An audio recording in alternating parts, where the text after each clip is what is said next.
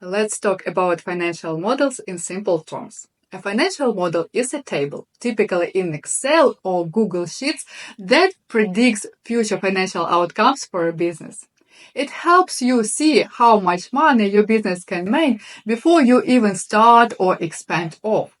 A basic financial model includes assumption, initial details about the project like realistic sales volume, pricing, and necessary expenses, profit and loss forecast, P&L. It calculates income, expenses, and net earnings based on those assumptions. Cash flow forecast created based on the P&L data.